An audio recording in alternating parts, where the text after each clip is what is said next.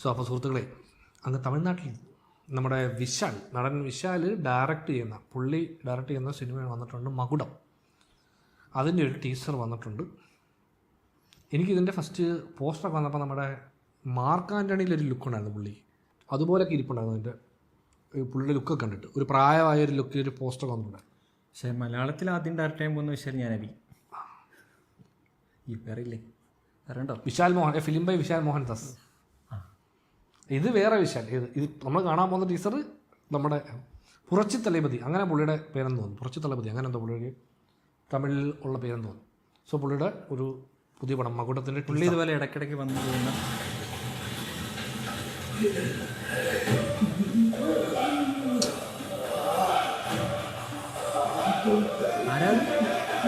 ആരായിരുന്ന cigarette കത്തിക്കുന്നു. Hero shot.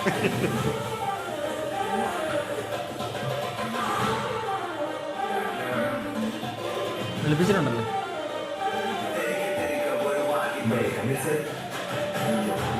Super good films ആണ്. മഞ്ജരയുടെ ആക്ഷൻ സീനുണ്ടോ?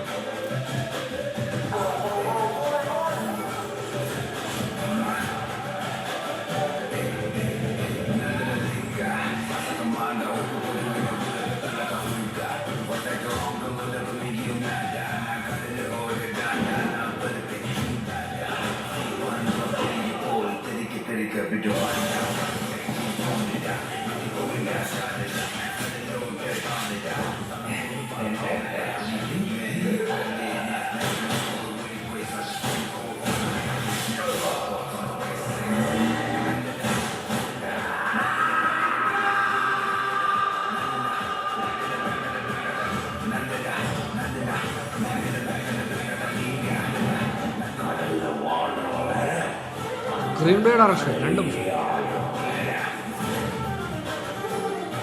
കുറച്ച് തളപതി. അത് തന്നെ ജൂലൈ റിലീസ്.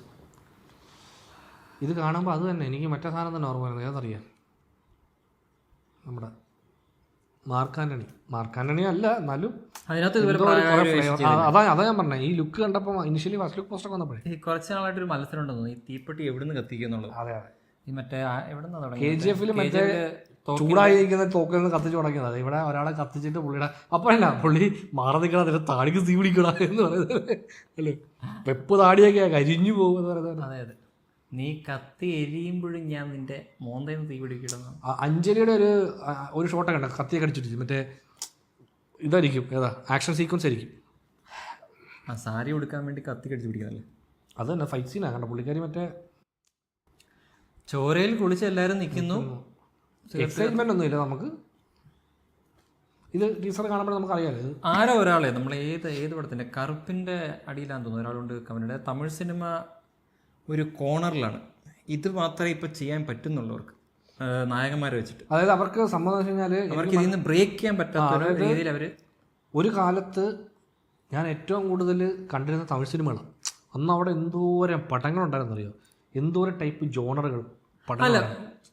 മെയിനായിട്ട് ഓരോ നടന്മാർക്കും ഓരോ സാധനം. ഇപ്പം വിജയ് മറ്റേ ഇപ്പം തിരുപ്പാച്ചിയുടെ അതും ഒരു ആക്ഷൻ പടം തന്നെ. അതിൻ്റെ ഒരു സ്റ്റൈലുണ്ട്. ഈ ഇത്രയും ഡാർക്ക് അല്ലെന്ന് ഈ തിരുപ്പാച്ചി മറ്റേ ഒരു ഇടയ്ക്ക് പോക്കിരി പോലെ ഏറ്റവും പോക്കിരി പോലും അങ്ങനെ കട്ട ഡാർക്ക് ആക്ഷൻ അല്ല. എപ്പോഴും നമുക്ക് ഈ പറഞ്ഞ പോലെ മറ്റേ പ്രോപ്പർ നമ്മുടെ എന്റർടൈനർ വൈബ് എന്ന് പറയുമ്പോഴത്തേക്ക് എല്ലാ എലമെന്റുകളെയും ടച്ച് ചെയ്ത് പോകുന്ന പോലത്തെ സാധനമാണ്.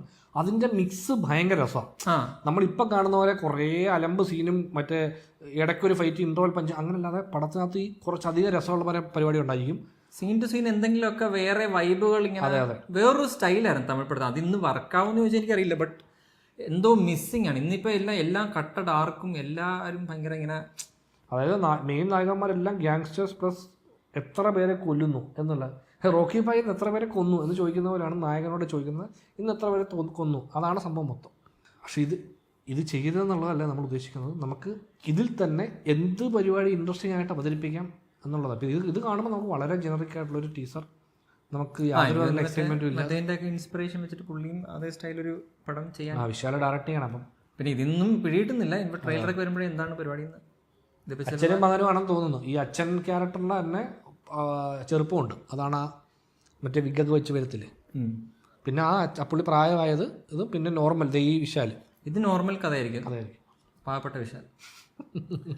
അറിയില്ല അച്ഛൻ്റെ ഫ്ലാഷ് ബാക്ക് ഒന്നും അച്ഛൻ പഴയ വലിയ അതെ വലിയ ഡോൺ ഡോൺ. അച്ഛനെ കുറിച്ച് പറയുമ്പോൾ മാത്രം അമ്മ എന്താ മുഖം തിരിച്ചു കളയുന്നത്. എന്ത് ചെയ്യണം, നമ്മുടെ അവസ്ഥ. നമ്മൾ ഈ ടീസറുകളെല്ലാം കാണണം, നമ്മളിതെല്ലാം റിയാക്ട് ചെയ്യണം എന്നുള്ളത് നമ്മുടെ അല്ലേ, നമ്മൾ തിരഞ്ഞെടുത്ത വഴിയാണ്. അപ്പോൾ അതുകൊണ്ട് നമുക്കൊന്നും പറയാനില്ല.